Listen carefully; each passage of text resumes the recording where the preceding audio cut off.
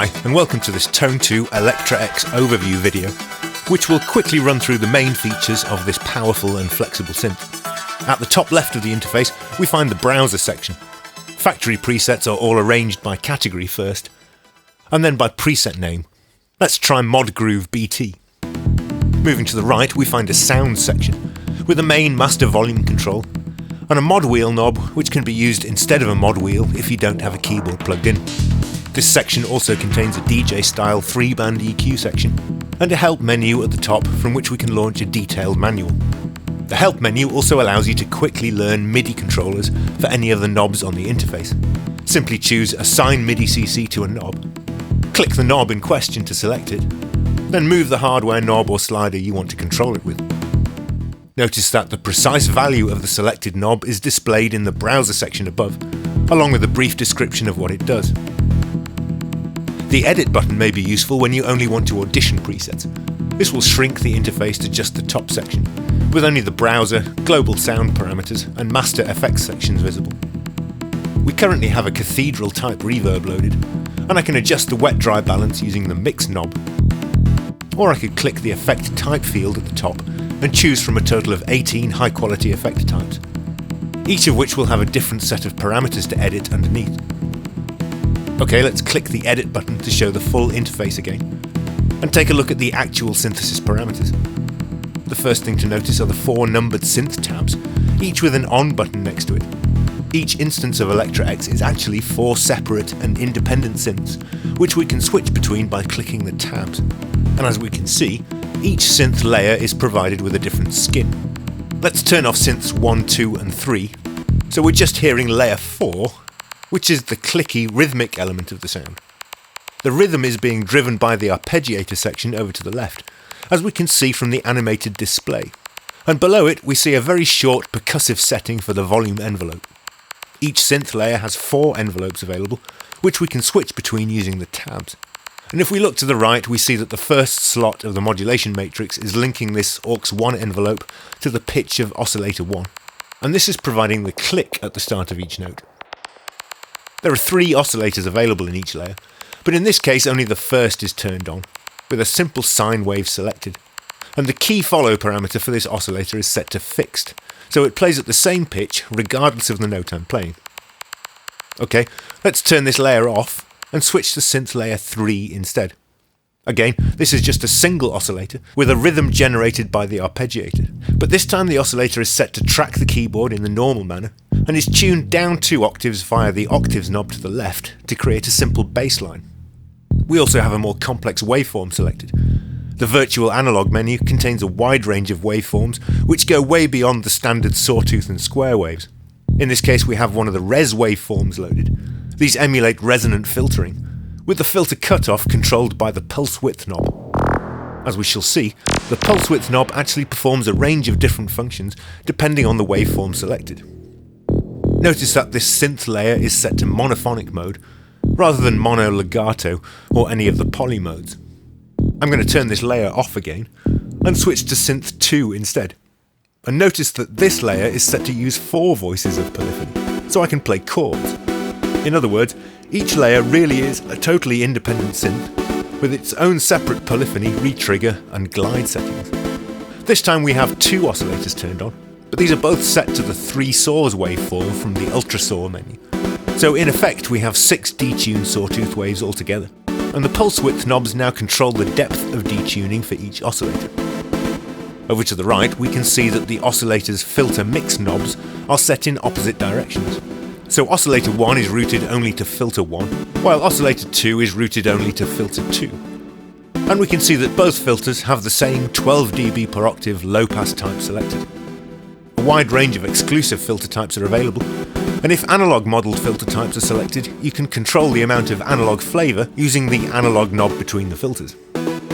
These filters look quite static, with just a tiny hint of envelope modulation and key tracking dialed in via the knobs to the left.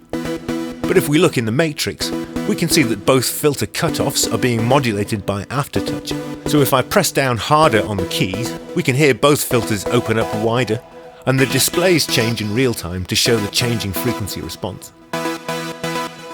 Each filter also has an optional distortion or wave shaping stage, with a choice of 6 different types.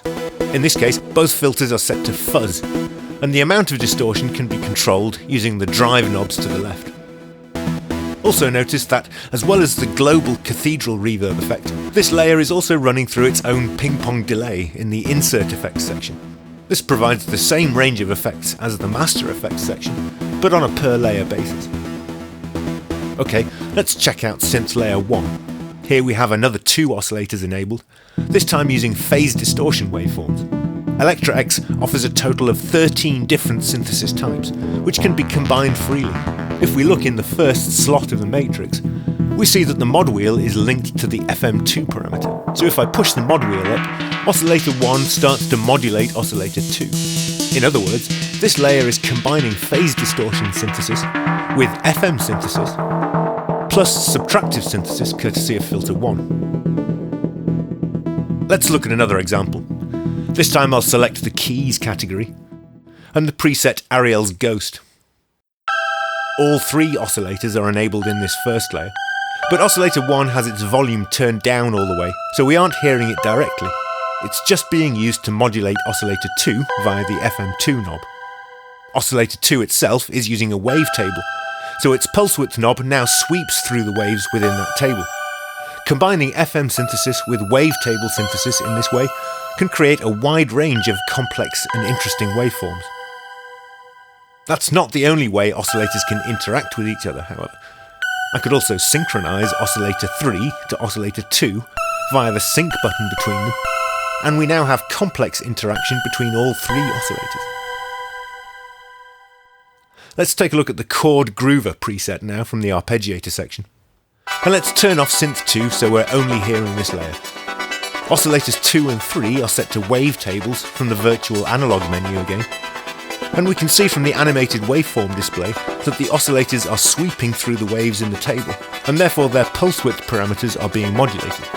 Sure enough, we see that slot 4 of the matrix is linking LFO1 to the pulse width for oscillator 2, while slot 5 links it to the pulse width for oscillator 3 in the opposite direction.